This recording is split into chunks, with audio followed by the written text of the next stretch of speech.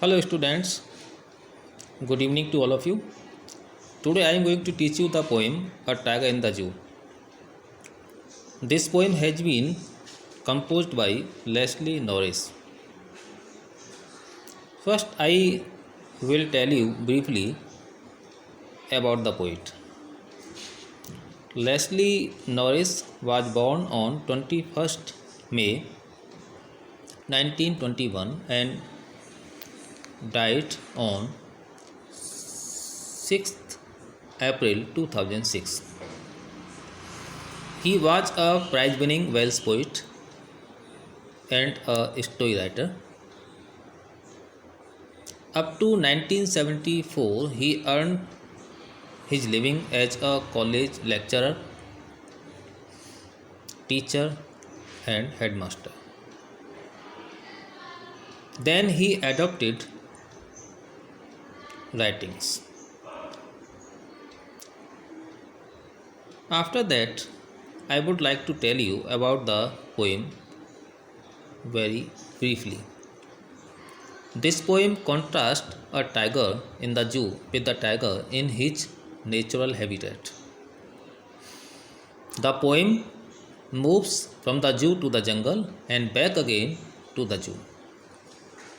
Now I will teach you this poem stanza wise. Now stanza 1. He stalks in his vivid stripes the few steps of his cage on pads of velvet quiet in his quiet rage.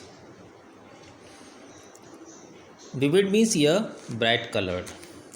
Stalks means box proudly. Stripes means lines.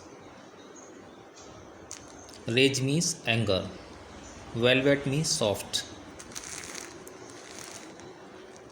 In this stanza, the poet describes the appearance of the tiger in the zoo and his daily movements. The tiger moves up and down of his cage.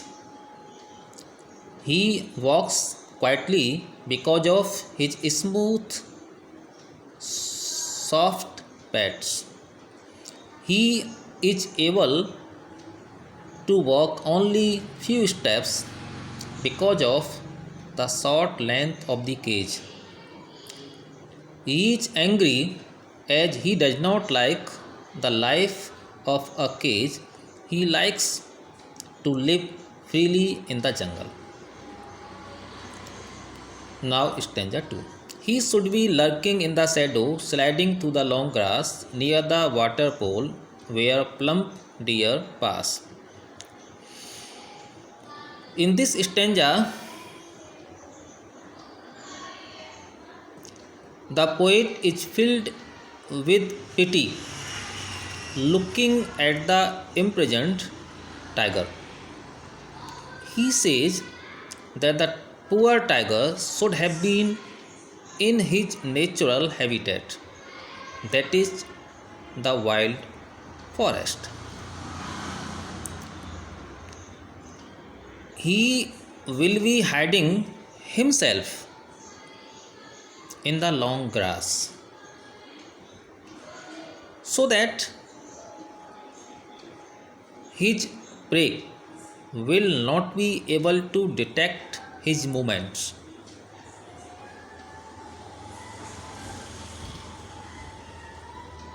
In this way, the tiger will be able to move to the source of water where all the animals come to drink water in the sunny afternoon. He would also be waiting for the fat deer to pass that way.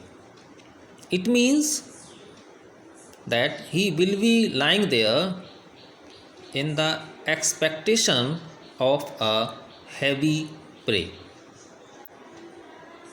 Now I tell you the meaning of the second stanza. Lurking means hiding.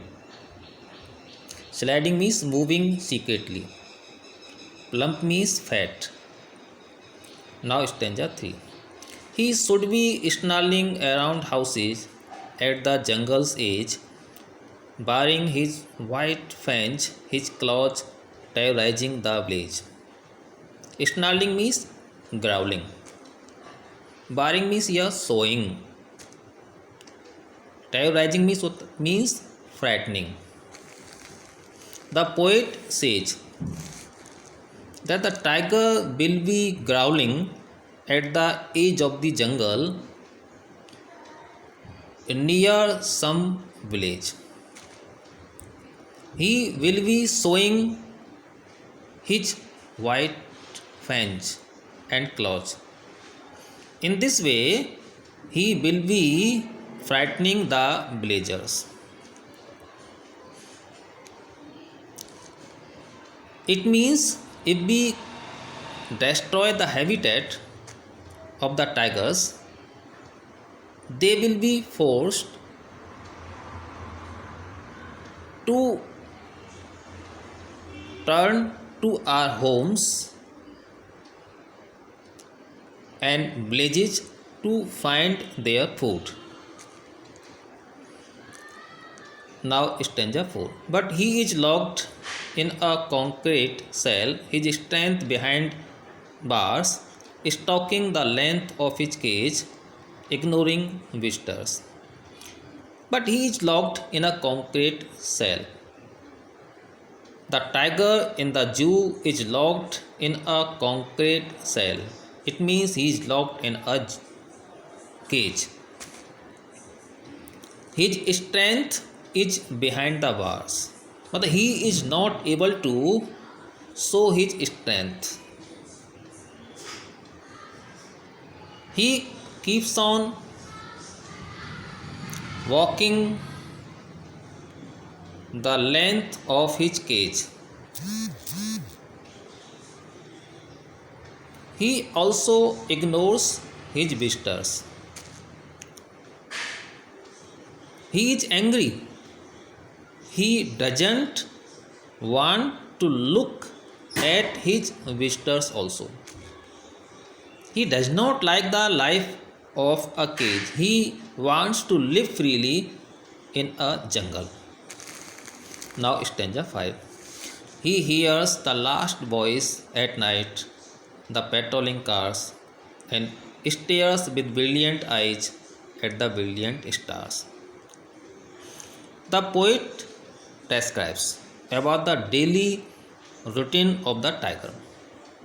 The tiger does not rest during the day due to the visitors. He is not able to sleep soundly at night due to the patrolling cars. He keeps staring at the brilliant stars. Perhaps he is asking the heaven why he has been locked in this prison. Students, this is the explanation of this poem, and I hope that you all will be able to understand it. If you have any problem, so you can share your problem in the group, and I will try to solve these problems. And after listening the video, you also have to do exercise of this poem. Thank you. That's all.